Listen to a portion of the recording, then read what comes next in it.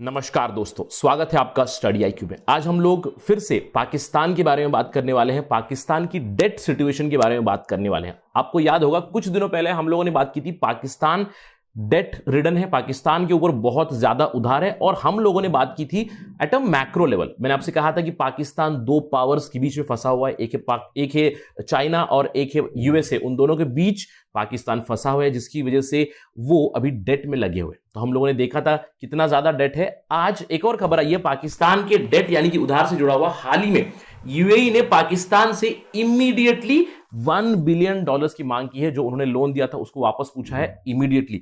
इससे इमरान खान और पाकिस्तान की सरकार में हलचल मच चुकी है। There is a lot of problem that is going on in Pakistan. तो हम लोग आज बात करने वाले ये डेवलपमेंट क्यों हुई, साथ ही साथ आगे क्या हो सकता है, इसके बारे में बात करेंगे in this particular video. So stay tune.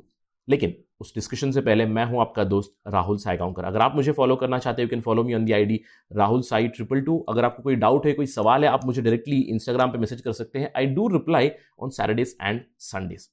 इसके अलावा अगर आप यूपीएससी एग्जामिनेशन की प्रिपरेशन कर रहे हैं तो आपके पास सुनहरा मौका है। स्टडी आईक्यू आपके लिए लाया है स्मार्ट कोर्स, जिसमें प्रीलिम्स और मेंस दोनों इंक्लूडेड है। बहुत सारे कोर्सेस से आप जानते हैं कि नोटिफिकेशन आ चुका है। Last date of application is March 24। तो ध्यान से एप्लीकेशन भरिएगा and do visit our website studiiq.com, जहां पे आप डिटेल्स ले सकते हो हमारी प्रीलिम्स टेस्ट सीरीज की, मेंस रिलेटेड कंटेंट, बहुत सारी चीजें हैं। जस्ट विजिट और you can download the app from Google Play Store and remember that we do have EMI facility and do not forget to subscribe to Study IQ. चलिए बात करते हैं खबर के बारे में।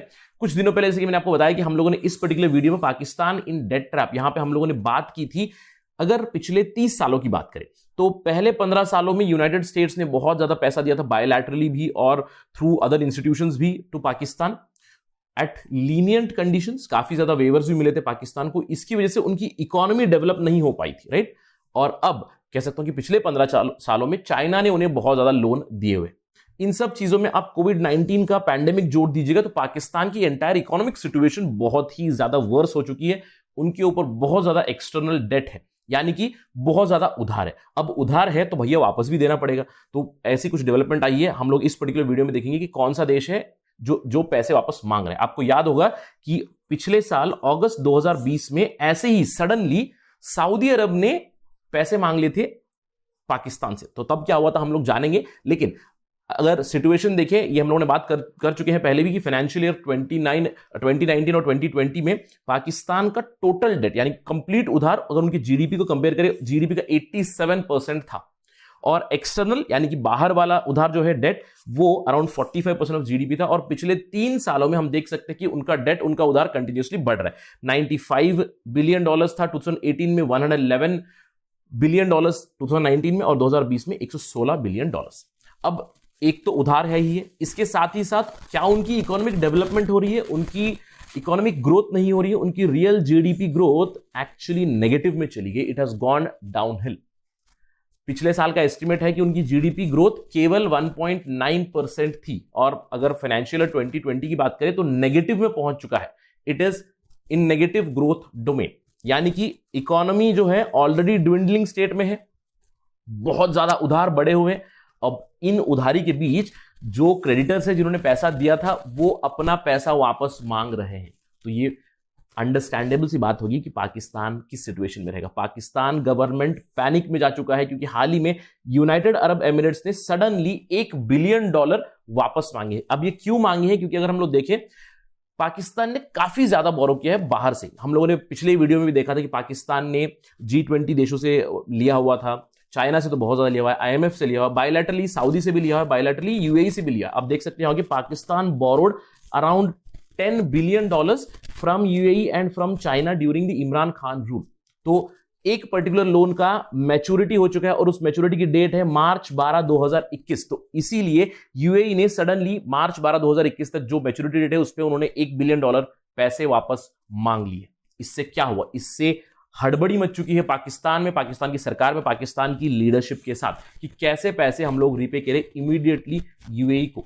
अब सेवरल मीडिया रिपोर्ट्स में यह खबरें आ रही है कि पाकिस्तान की जो सरकार है, पाकिस्तान के जो ऑफिशियल्स है, उन्होंने काफी ज्यादा मशक्कत की हुई है कि रीच आउट करे यूएई के क्राउन प्रिंस मोहम्मद बिन ज़ायद अल नहयान को, लेकिन उनकी अभी तक बात नहीं हुई है। इनफैक्ट ये कहा जा रहा है कि पाकिस्तान के प्राइम मिनिस्टर इमरान खान और उनकी जो सरकार है, सरकार के ऑफिशियल्स है, उन्होंने प्लीड किया है to UAE officials, to UAE government, और उन्होंने कंसर्न्स एक्सप्रेस किए कि अगर हम लोग $1 बिलियन इमीडिएटली वापस दे देंगे तो इससे हमारी अभी जो इकोनॉमी है उसके ऊपर एक बहुत बड़ा दुष्परिणाम हो सकता है, राइट। तो डेट मार्च 12, 2021 को ये वापस करनी थी। ये तो आने वाला समय बताएगा पाकिस्तान वापस कर पाएगा या नहीं, या फिर डिफॉल्ट हो पाएगा, राइट। तो ये तो अभी की करंट सिचुएशन है, जैसे ही डेवलपमेंट आएगी तो हम आपको जल्द से लाएंगे स्टडी आई के ऊपर। लेकिन अब डिस्कशन करते हैं कि क्या हो सकता है, व्हाट माइट हैपन और what will happen in future. देखिए, सबसे पहले तो पाकिस्तान का क्रेडिट स्कोर उतना कुछ बोस्ट करने वाला नहीं है, बताने वाला नहीं है, क्योंकि आप किसी भी रेटिंग देखिए, स्टैंडर्ड एंड पुअर की रेटिंग देखिए B- है, मूडीज की रेटिंग देखिए B3 पे है,